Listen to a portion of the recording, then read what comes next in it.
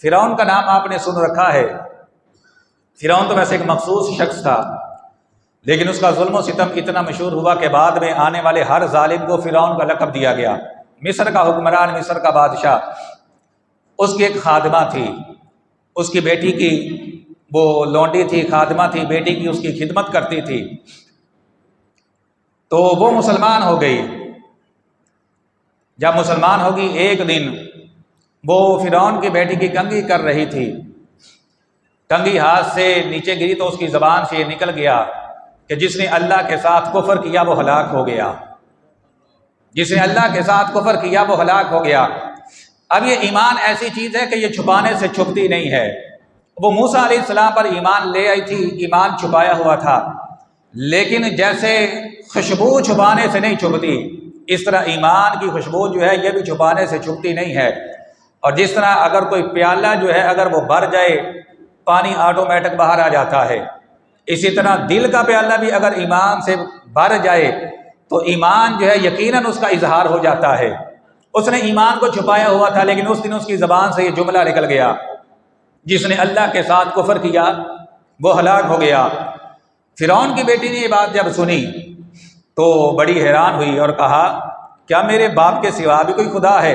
کہا تیرا باپ تو جھوٹا خدا ہے، اللہ سچا خدا ہے، اس کے سوا کوئی معبود نہیں ہے۔ اب فرعون کو اس نے جا کے بتا دیا کہ یہ تو موسیٰ علیہ السلام پر ایمان لے آئی ہے۔ اس نے اس کو بلا لیا۔ اب دو چھوٹی بچیاں بھی تھی اس کی، ایک کوئی 3 4 5 سال کی اور ایک دودھ پیتی بچی۔ اس کو بلا لیا بچیوں سمیت اور کہا دیکھ، اگر مجھے خدا مان لے گی، اگر مجھے معبود مانے گی، تیرا گھر میں سونے چاندی سے بھر دوں گا، میں دنیا کی ہر نعمت تجھے دے دوں گا، اور اگر تو نے میری بات نہ مانی تو یاد رکھ میں تجھے بھی زندہ جلا دوں گا اور تیری بچیوں کو تیرے سامنے زندہ جلا دوں گا۔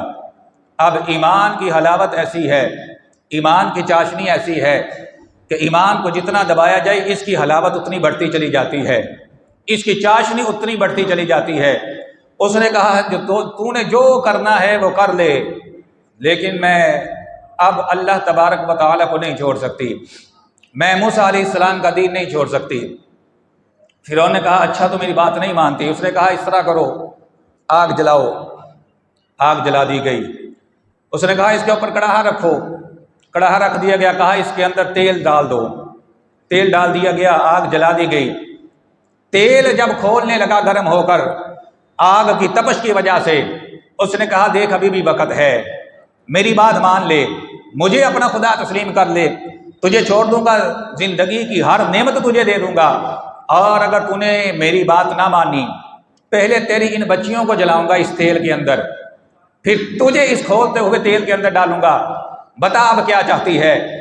اس عورت نے جواب دیا، تھی تو وہ لونڈی، تھی تو وہ خادمہ، لیکن قربان جائیں اس کے ایمان پر، اس کے عقیدے پر، اس کے نظریے پر۔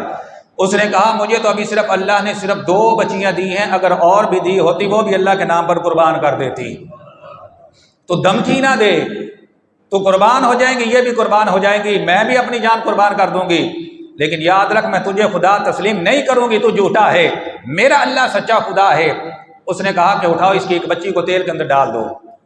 اس کی وہ 4 5 سال کی بچی، اسے انہوں نے اٹھایا، اٹھا کے کھولتے ہوئے تیل کے اندر ڈال دیا۔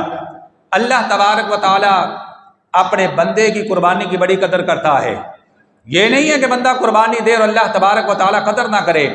جب بچی کو تیل کے اندر ڈالا گیا، اللہ تبارک و تعالیٰ نے اس کی ماں کی آنکھوں سے پردہ اٹھایا، اس نے اپنی بچی کی روح کو اپنی آنکھوں سے نکلتے ہوئے دیکھا۔ فرشتے اس بچی کی روح کے استقبال کے لیے آئے ہوئے تھے، اور فرشتوں کے جرمٹ کے اندر اس بچی کی روح جا رہی تھی اور کہہ رہی تھی اماں صبر کرنا، گھبرانا نہیں ہے، جنت کے اندر ابھی اکٹھے ہو جائیں گے۔ اور پھر انہوں نے دوسری بچی کو پکڑا، دودھ پیتی بچی جس کو اس نے سینے کے ساتھ چمٹایا ہوا تھا، اسے پکڑا۔ وہ دودھ پیتی معصوم بچی، اسے کیا پتا فرعون کیا ہے، خدا کون ہے، اس دربار کے اندر کیا ہو رہا ہے۔ اسے انہوں نے اٹھایا، اٹھا کے اس کھولتے ہوئے تیل کے اندر ڈال دیا۔ اس عورت پر قربان جائیں اس کی پھر بھی سی بھی نہیں نکلی، اس نے اف تک نہیں کیا، اس کے سامنے اس کی دوسری بچی کی روح بھی پرواز کر گئی۔ اب آپ اندازہ کریں، ایک ماں ایک ماں کے جس کے سامنے اس کی بچیوں کو اس طرح زندہ جلا دیا جائے، اس ماں کے دل پر کیا کیفیت گزری ہوگی، کلیجہ نہیں پھٹ گیا ہوگا اس ماں کا۔ لیکن یہ اللہ تبارک و تعالیٰ کے جو چاہنے والے ہیں، ان کا کلیجہ اتنا بڑا ہے کہ دنیا کے بڑے سے بڑے سمندر جو ہیں وہ بھی اس کی وسعت کا احاطہ نہیں کر سکتے ہیں۔ اس نے پی لیا، برداشت کر گئی، صبر کر گئی۔ انہوں نے اس کو پکڑا، جب ڈالنے لگے کھولتے ہوئے تیل کے اندر، اس نے کہا فرعون سے میری ایک خواہش ہے، اس کو پورا کر دینا۔ اس نے کہا وہ کیا؟ کہا مرنے کے بعد میری اور میری بچیوں کی ہڈیوں کو جدا نہ کرنا، ہمیں اکٹھے ایک جگہ پر دفن کر دینا۔ اس نے کہا تیری اس خواہش کو پورا کر دیا جائے گا۔ اسے انہوں نے اٹھا کے اسے بھی کھولتے ہوئے تیل کے اندر ڈال دیا۔ اس نے بچیوں کی قربانی بھی دے دی، اپنی جان کی قربانی بھی دے دی۔ اب جب ایسی عورتیں کل قیامت کے دن میدان محشر کے اندر آئیں گی، خدا کی قسم ہے آج کا مسلمان تو شرم سے سر ہی نہیں اٹھا سکے گا۔ یہ جو اللہ تبارک و تعالیٰ کے حکم پر اپنی خواہشات کو قربان کرنے کے لیے تیار نہیں ہے، یہ جان کی قربانی کیسے دے گا؟ یہ جو اللہ تبارک و تعالیٰ کے حکم پر جھوٹ چھوڑنے کے لیے تیار نہیں، یہ جو اللہ تبارک و تعالیٰ کے حکم پر حرام چھوڑنے کے لیے تیار نہیں ہے، یہ کیا قربانی دے گا؟ جب ایسی عورتیں آئیں گی اللہ تبارک و تعالیٰ کے دربار کے اندر، ہم جیسے مرد کون سا منہ لے کے جائیں گے اللہ تبارک و تعالیٰ کے دربار میں؟ اس کی شہادت ہو گئی۔ اب انہوں نے ماں بچیوں کی ہڈیوں کو اکٹھا کیا، ایک جگہ پر دفن کر دیا۔ وقت گزرتا گیا، 2000 سال گزر گئے۔ اس واقعے کے 2000 سال کے بعد آفتاب نبوت کے اوپر جناب رسول اللہ صلی اللہ علیہ وسلم کا آفتاب طلوع ہوا۔ نبی کریم صلی اللہ علیہ وسلم کی ولادت ہوئی اس واقعے کے کم و بیش 2000 سال کے بعد۔ حضرت موسیٰ علیہ السلام اور نبی کریم صلی اللہ علیہ وسلم کے درمیان کم و بیش 2000 سال کا فاصلہ ہے۔ 2000 سال کے بعد آفتاب محمدی طلوع ہوا، پھر 50 سال اور گزر گئے۔ نبی کریم صلی اللہ علیہ وسلم معراج پر روانہ ہوئے۔ جب سرکار دو عالم صلی اللہ علیہ وسلم مسجد حرام سے مسجد اقصیٰ میں گئے، وہاں پر انبیاء کرام علیہ السلام کی امامت کروائی، اور حضور وہاں جب مسجد اقصیٰ سے رخصت ہوئے، آگے آسمانوں کا سفر شروع ہوا ہے۔ تو چونکہ وہاں بیت المقدس سے مصر قریب ہے اور مصر کے اندر یہ واقعہ ہوا تھا، تو جب رسول اللہ صلی اللہ علیہ وسلم روانہ ہوئے آسمانوں کی طرف، اچانک زمین سے جنت کی خوشبو آئی۔ تو میرے محبوب صلی اللہ علیہ وسلم نے پوچھا جبریل سے، اے جبریل یہ زمین سے جنت کی خوشبو کیسے آئی ہے؟